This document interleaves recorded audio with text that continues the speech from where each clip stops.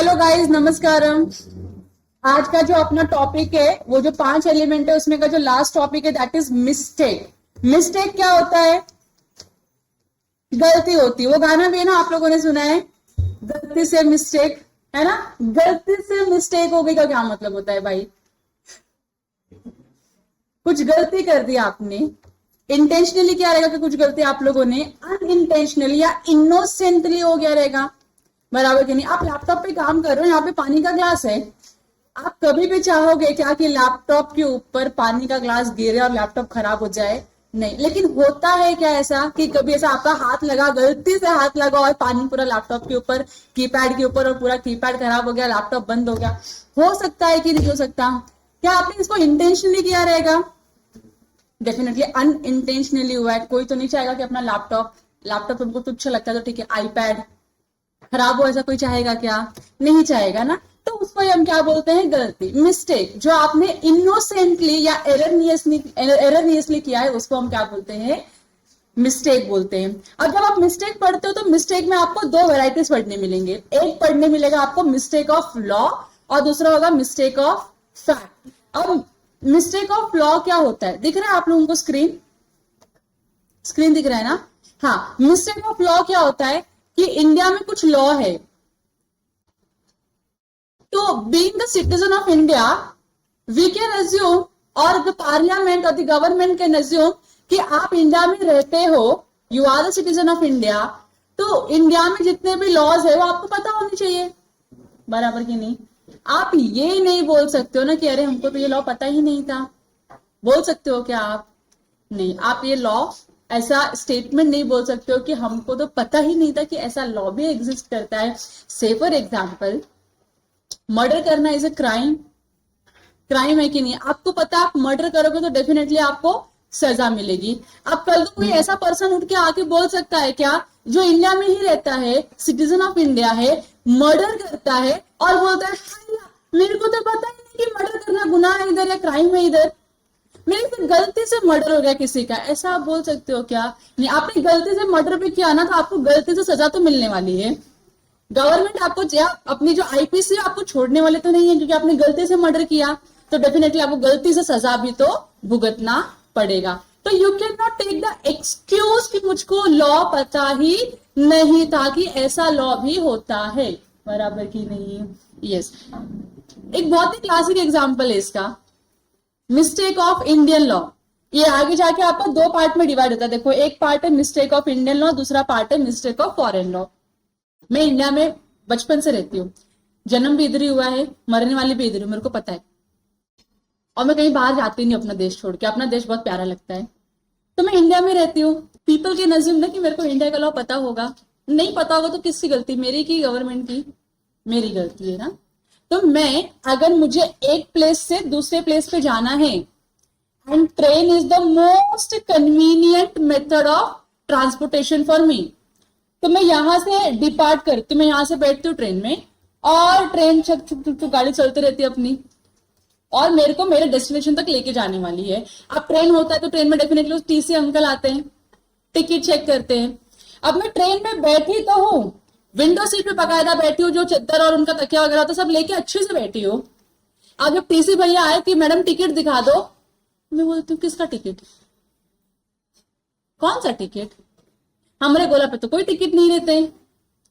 ऐसा बोल सकती हूँ क्या मैं? नहीं।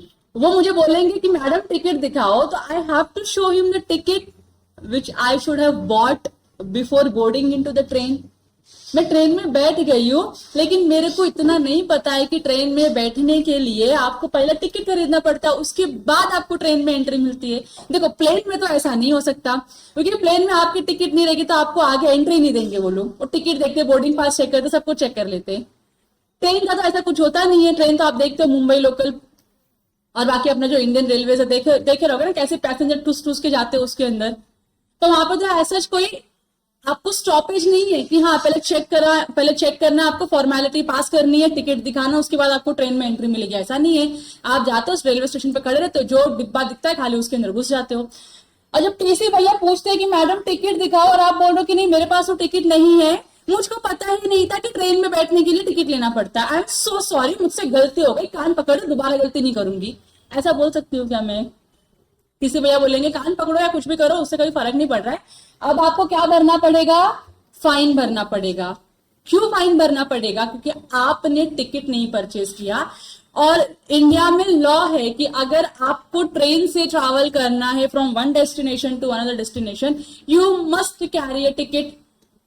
आप बिना टिकट के ट्रैवल कर रहे हो तो आप इसका एक्सक्यूज नहीं ले सकते कि मुझको नहीं पता था कि इंडिया में ट्रेन से ट्रैवल करने के लिए टिकट की आवश्यकता होती है, मैं बिना टिकट के ट्रेन में चढ़ गई तो मुझको माफ कर दो। मैं ऐसा नहीं बोल सकती हूँ। मुझको जो भी गिवन पनिशमेंट होगी वो मुझको फॉलो करनी पड़ेगी।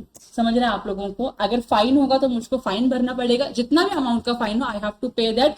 अगर इम्प्रिजनमेंट होगा तो मुझे वो भी फॉलो करना पड़ेगा, वो भी मुझे मतलब भुगतना ही पड़ेगा, मेरे पास कोई चॉइस नहीं है। ये समझ में आ रहा है आप लोगों को?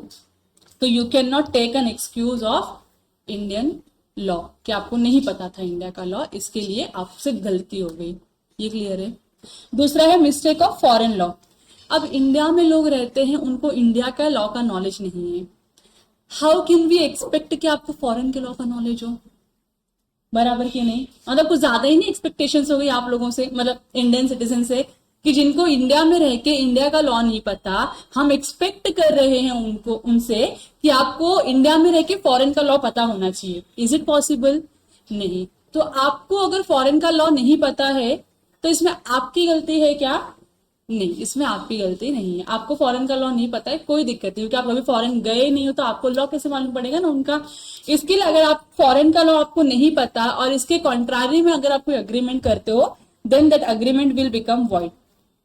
समझ में आ रहा है आप लोगों को? That agreement will become void. लेकिन अगर आपने मिस्टेक ऑफ इंडियन लॉ में कोई भी कॉन्ट्रैक्ट किया है, that contract will remain valid. That contract will not be void or voidable or void ab initio, nothing. This contract will always be valid. मैं आपको इसके एग्जांपल्स दूंगी, डोंट वरी। ठीक है? लेकिन अगर आपने मिस्टेक ऑफ फॉरेन लॉ किया, फॉरेन लॉ का आपको नॉलेज नहीं था और आपने उसके कॉन्ट्रारी में कोई कॉन्ट्रैक्ट किया है which is not acceptable in the country, in the foreign country, तो उस सिचुएशन में आप कॉन्ट्रैक्ट को वॉइड कर सकते हो ये बेसिस पे कि हमको नहीं पता था कि कॉन्ट्रैक्ट, हमारा ये जो कॉन्ट्रैक्ट है वो क्या है, वैलिड नहीं है, तो आपका कॉन्ट्रैक्ट क्या हो जाएगा? वॉइड हो जाएगा सिंपली। यहाँ तक ठीक है? फिर उसके बाद आपको पढ़ना है मिस्टेक ऑफ फैक्ट। फैक्ट मतलब जो भी चीजें आप जिसमें कॉन्ट्रैक्ट कर रहे हो उसके रिलेशन में, उसको समझने के रिलेशन में आपने कुछ मिस्टेक किया। तो अब इसमें मिस्टेक दो तरीके का हो सकता है, एक यूनिलेटरल मिस्टेक हो सकता है और एक बायलेटरल मिस्टेक हो सकता है। आइडेंटिटी ऑफ पर्सन और कैरेक्टर ऑफ रिटन डॉक्यूमेंट का मिस्टेक हो सकता है। बायलेटरल में क्या क्या हो सकता है? तो सब्जेक्ट मैटर को लेके मिस्टेक हो सकता है और पॉसिबिलिटी ऑफ परफॉर्मेंस को लेके मिस्टेक हो सकता है। सब्जेक्ट मैटर में बहुत सारी चीजें होती है, ये आपको पता चल जाएंगी, quality, quantity, existence and XYZ चीजें इसके अंदर। पॉसिबिलिटी ऑफ परफॉर्मेंस में दो चीजें होती है, एक लीगली आपका कॉन्ट्रैक्ट जो पहले परफॉर्मेबल था, परफॉर्मेबल नहीं तो वो क्या हो जाएगा? वॉइड हो जाएगा, क्योंकि लॉ चेंज हो गया। लॉ में चेंज होने की वजह से आप कॉन्ट्रैक्ट को परफॉर्म नहीं कर सकते, तो कॉन्ट्रैक्ट क्या हो जाएगा? आपका वॉइड हो जाएगा। फिजिकल कैसे हो सकता है? जिस पार्टीज के बीच में कॉन्ट्रैक्ट हुआ था उसमें से कोई एक पार्टी क्या हो चुकी है? मर चुकी है, तभी क्या हो चुका है? फिजिकली परफॉर्मेबल है क्या? नहीं है, इम्पॉसिबल टू परफॉर्म हो गया। जैसे मेरा एग्जांपल था ओपन यूनिट नंबर 1 जब हम पढ़ रहे थे, वो आर्टिस्ट और मैं, आर्टिस्ट की डेथ हो गई या मेरी डेथ हो गई तो कॉन्ट्रैक्ट परफॉर्मेबल हो सकता है क्या? नहीं हो सकता। पर्सनल स्किल इन्वॉल्व होता है ना इसके अंदर, यस और नो, तो यहाँ पे कॉन्ट्रैक्ट क्या हो जाएगा? वॉइड हो जाएगा। यहाँ तक क्लियर है आपको? बेसिक सा क्लियर है? गुड। अब देखो मिस्टेक ऑफ लॉ में पहले हम पढ़ने वाले हैं mistake of Indian law. Indian law क्या बोलता है? A person can not be allowed to get any relief on the ground that it had done a particular act in ignorance of the law. आप ये नहीं बोल सकते कि मुझको रिलीफ दे दो या मुझको माफ कर दो क्योंकि मुझको ये लॉ के बारे में पता ही नहीं था। ये आपकी गलती है कि आपने इग्नोरेंस दिखाया अपने लैंड के लॉ को समझने के लिए। ठीक है? So this is your mistake. अगर आपने इस मिस्टेक में कोई भी कॉन्ट्रैक्ट बनाया रहेगा that contract will remain valid contract. आप कॉन्ट्रैक्ट को वॉइड नहीं कर सकते हो। अब दो एग्जाम्पल दिए आपको अच्छे से समझने के लिए। पहला एग्जाम्पल तो ये मॉडल का ही अपना, तो कोई दिक्कत ही नहीं है। मॉडल में क्या लिखा है? A and B enter into a contract on the erroneous belief that the particular debt is barred by the Indian limitation law. मतलब A ने और B ने मिलके कॉन्ट्रैक्ट किया जहां पे उनको लग रहा है कि ये पर्टिकुलर कोई एक्स या वाई उनका जो डेथ होगा वो क्या हो चुका है, बार्ड बाय लिमिटेशन हो चुका है, तो इसके लिए उन्होंने क्या किया, एक लिमिटेशन एक्ट के थ्रू या उसके जैसा कुछ तो लोगों ने कॉन्ट्रैक्ट कर लिया। इसका ये मतलब होता है कि आगे जाके आपको पेमेंट करने की जरूरत नहीं है, nobody can enforce the payment, क्योंकि बार्ड बाय लिमिटेशन एक्ट हो चुका। और लिमिटेशन एक्ट इंडिया का लॉ है कि नहीं है, बराबर की नहीं, तो this contract is not voidable. आप नहीं बोल सकते अरे हमको तो पता ही नहीं था कि ऐसा कुछ लॉ भी होता है। लिमिटेशन लॉ में अलग अलग चीजों के लिए अलग अलग पीरियड्स प्रिस्क्राइब किए गए, 3 years, 5 years, 10 years, 12 years, 15 years। अब आपको उसका नॉलेज नहीं है, इसके इग्नोरेंस में आपने कोई भी कॉन्ट्रैक्ट किया जो उसके रेलेवेंस में है, तो वो कॉन्ट्रैक्ट वैलिड ही होगा, कॉन्ट्रैक्ट वॉइडेबल नहीं होगा, या कॉन्ट्रैक्ट वॉइड भी नहीं होगा। दूसरा एग्जाम्पल आपको और अच्छे से समझेगा। Mr. C was caught by a ticket conductor for traveling on a train without a ticket. Mr. C cannot claim that he was not aware of that a ticket is required while traveling and shall be punishable under section 138 of the Indian Railways Act। तो यहाँ पे हो क्या है, अभी mister सी के बीच में और रेलवेज कंपनीज के बीच में क्या हो चुका है, एक कॉन्ट्रैक्ट हो चुका है। अब आप इसको इनवैलिडेट नहीं कर सकते हो, this contract is valid, you have boarded into the train, now you have to pay the ticket और फाइन। जो भी आपको टीसी आपके ऊपर अप्लाई करेगा वो आपको पे करना पड़ेगा, that punishment you have to bear, कुछ उसका कर नहीं सकते हो। ये समझ रहे हैं आप लोगों को। सेकेंड है mistake of foreign law. Generally क्या होता है, मिस्टेक ऑफ फॉरेन लॉ को हम कैसे ट्रीट करते हैं, मिस्टेक ऑफ फैक्ट की तरह ट्रीट करते हैं। समझ में आ रहा है, क्योंकि आपको नहीं पता ना फॉरेन लॉ, और आपको पता हो ऐसा एक्सपेक्टेशन रखना हमारे लिए भी तो गलत चीजें हैं। इसके लिए हम इसको क्या कर देते हैं, it is treated as a mistake of fact. ठीक है, अब यहां पे एक एग्जांपल लिखा हुआ है, आपके पास ये अगर बुक रहेगी या मॉड्यूल रहेगा ना, तो मिस्टेक ऑफ फॉरेन लॉ को ऐसे कर सकते हो, आप एरो बना सकते हो और यहां लिख सकते हो treated as mistake of fact, arrow करके ऐड कर देना उसमें।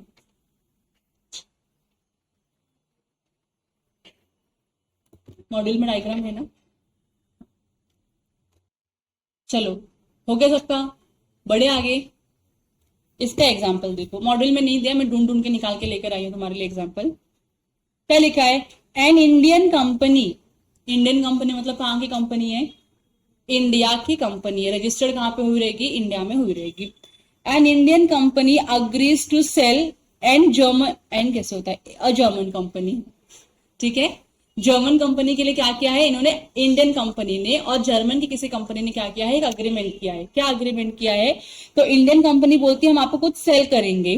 क्या सेल करेंगे, तो 1000 cans of certain mixture containing 50% sulphuric acid. तो कुछ तो केमिकल बेचने वाले हैं ये लोग, कौन, इंडियन कंपनी बेचने वाली कुछ केमिकल, किसको, जर्मन कंपनी को। कितना, 100 कैंस बेचने वाले, जिसमें सल्फर एसिड का कंटेंट कितना है, 50% है। ठीक है, the law of the foreign country had banned the purchase and sale of mixtures containing more than 35% sulphuric acid. तो जो फॉरेन कंपनी है, मतलब कौन सी कंपनी अपने सिचुएशन में, जर्मन कंपनी।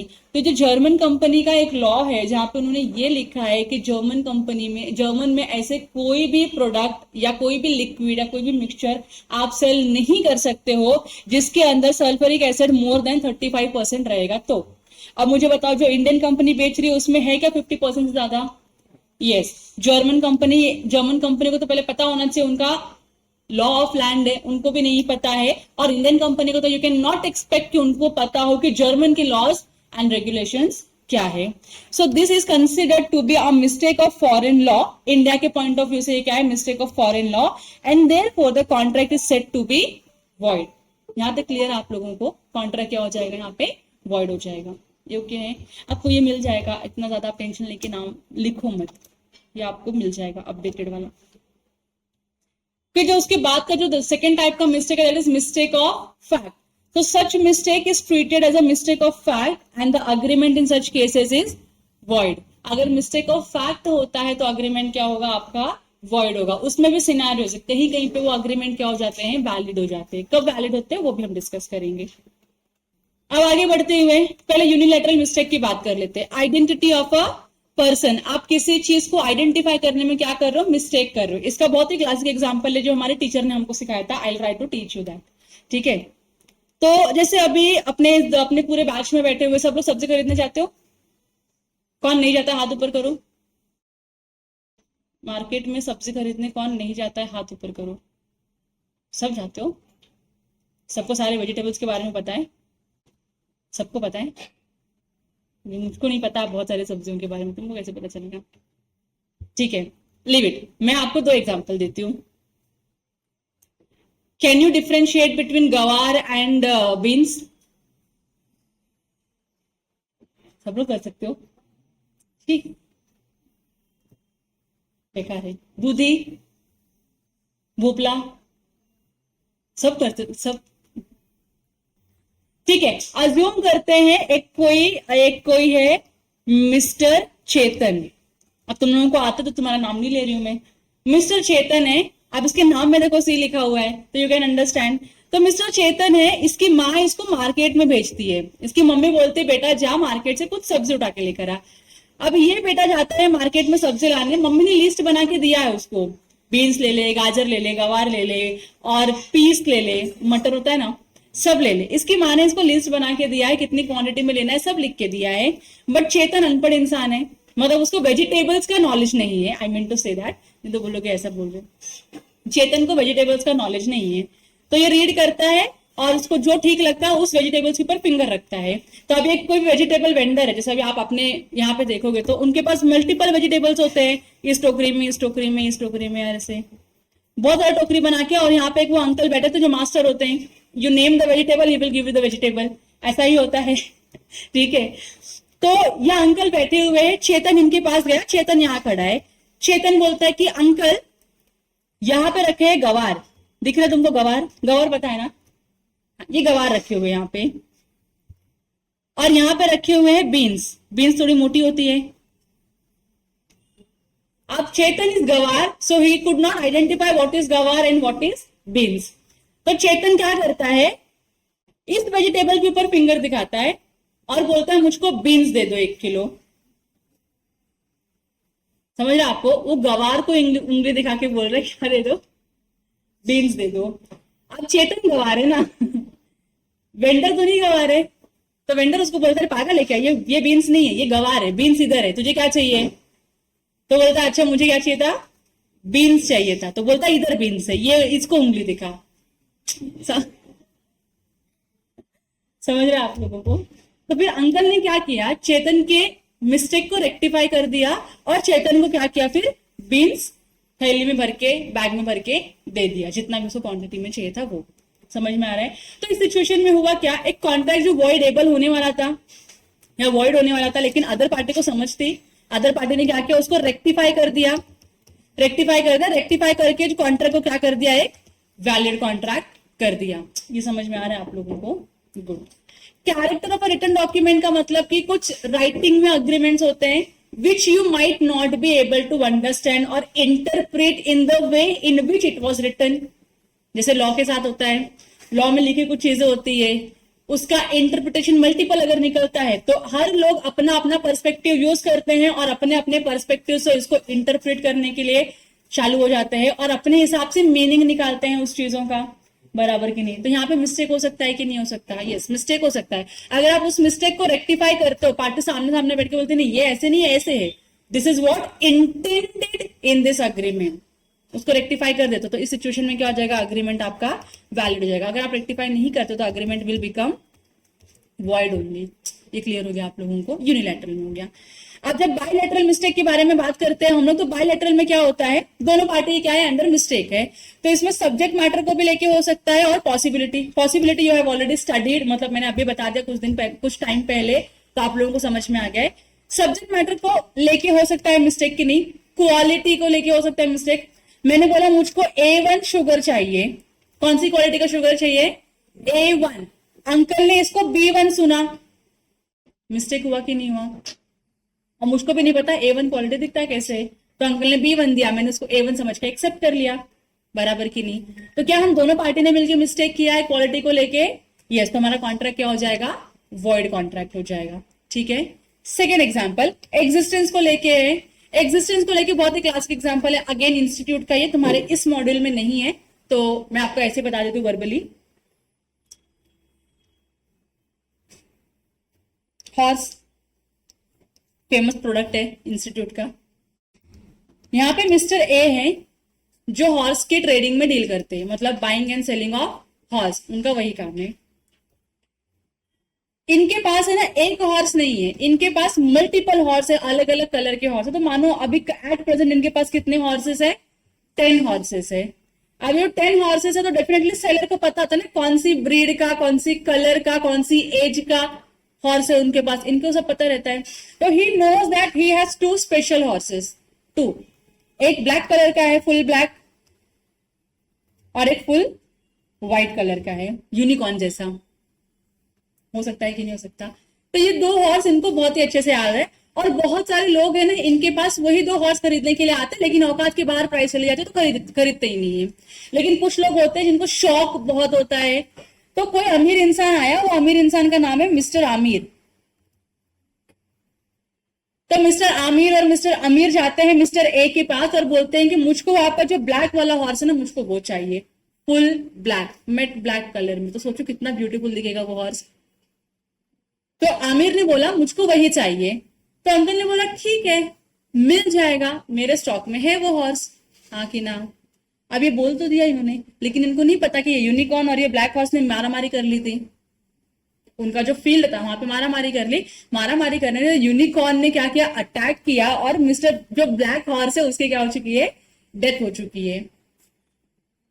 अब ये फील्ड के अंदर चल रहा है, मिस्टर ए तो बाहर बैठे हुए हैं, अंदर देखने के लिए कोई है नहीं, जिसमें वो लोगों ने मारामारी कर ली थी। एनिमल करते मारामारी, उन्होंने कर लिया, अटैक किया एक दूसरे के ऊपर कि कौन सुंदर ज्यादा है, उसके बेसिस पे इनका हो गया मारामारी। अब अटैक होने के बाद जो ब्लैक हॉर्स था ना, सच में ब्रिलियंट था, स्मार्ट था, अच्छा गुड लुकिंग था, लेकिन मर गया। इसका नॉलेज मिस्टर ए को नहीं है क्योंकि वो अंदर गए ही नहीं है अभी तक। इसका नॉलेज मिस्टर अमीर को भी नहीं है क्योंकि वो भी नहीं गया अंदर। तो अंकल के पास डिस्प्ले पे क्या रहते हैं? बहुत सारे फोटो रहते हैं ना, ये देखो ये वाला ब्लैक वाला घोड़ा है, आपको यही चाहिए ना, ये ऐसा ही दिखता है, ठीक है। अब इन दोनों के बीच में कॉन्ट्रैक्ट हो गया, एंटर कर लिया कॉन्ट्रैक्ट, ये बेचने के लिए रेडी और ये खरीदने के लिए रेडी। प्राइस भी डिसाइडेड है 5 करोड़ रुपए में। समझ में आ रहा है आप लोगों को? दोनों ही पार्टी अंडर मिस्टेक है। ही इज अंडर अजम्पशन कि हॉर्स जिंदा है, मैं जाके ले लूंगा अभी। He is also under the same assumption कि हाँ हॉर्स जिंदा है, मैं जाके ले लूंगा, इसको बेच दूंगा, सॉरी। समझ में आ रहा है आप लोगों को? लेकिन इन रियलिटी जो सब्जेक्ट मैटर है वही क्या हो चुका है? डेड। बराबर की नहीं? तो इस सिचुएशन में कॉन्ट्रैक्ट क्या होगा? वॉइड हो जाएगा। जो आपने कॉन्ट्रैक्ट जिस सब्जेक्ट मैटर को लेके किया, वो सब्जेक्ट मैटर एग्जिस्ट ही नहीं कर रहा है, इसके लिए कॉन्ट्रैक्ट क्या हो गया? वॉइड हो गया। यहाँ तक क्लियर है? तो ऐसे आप बहुत सारे एग्जांपल्स ऐड ऑन कर सकते हो। आपको जब मैं क्वेश्चन बुक दूंगी उसके अंदर आपको और भी 2-4 एग्जांपल ऐसे मिल जाएंगे, ठीक है। तीसरा है आइडेंटिटी को लेके। अब आइडेंटिटी का मतलब क्या होता है? इधर इसमें 2 बार आइडेंटिटी क्यों दिख रही है मुझको? एक आइडेंटिटी है और एक क्वांटिटी है।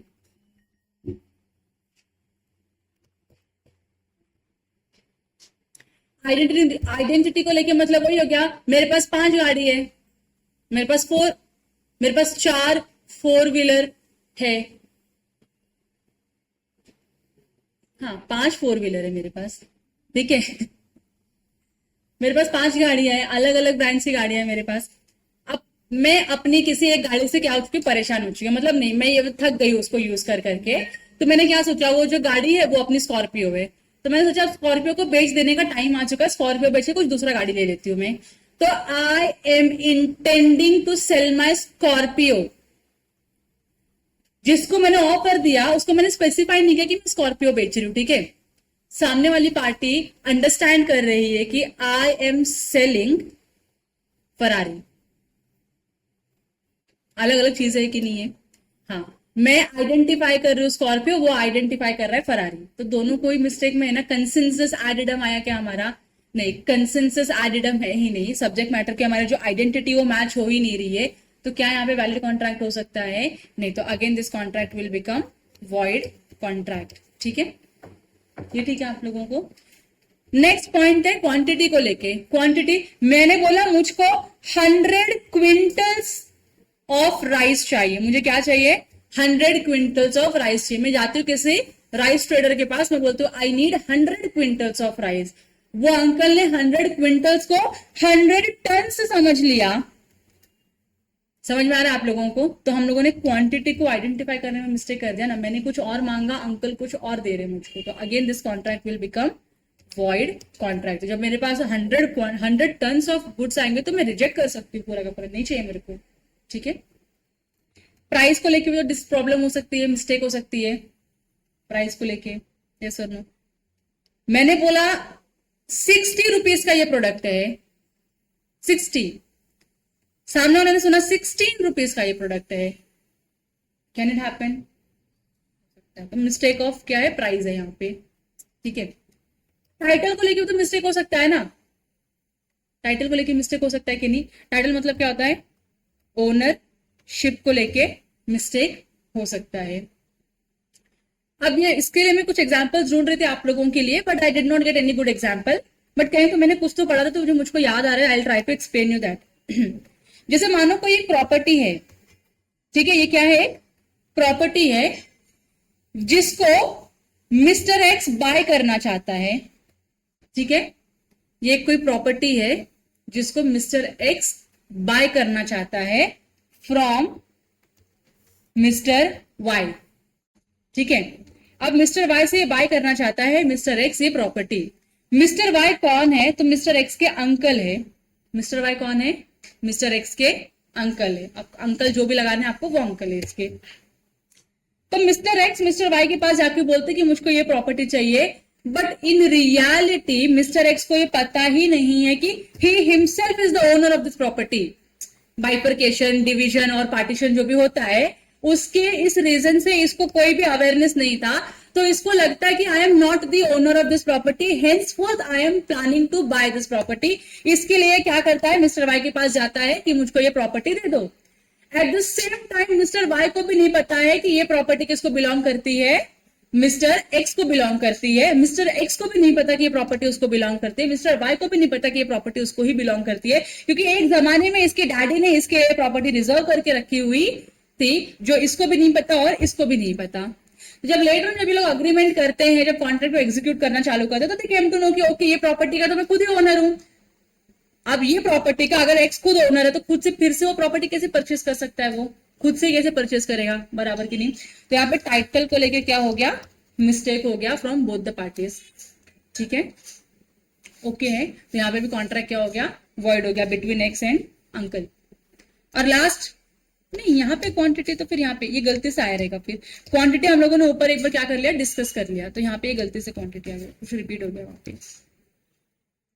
ठीक है।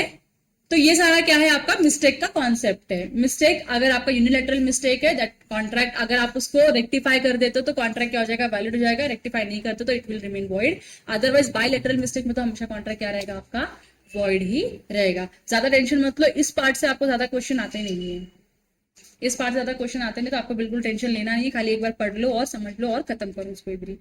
यहाँ तक क्लियर है आप लोगों को? Yes. Let's take a break of 5 minutes and then we will restart again with the other topic. Okay. Bye-bye.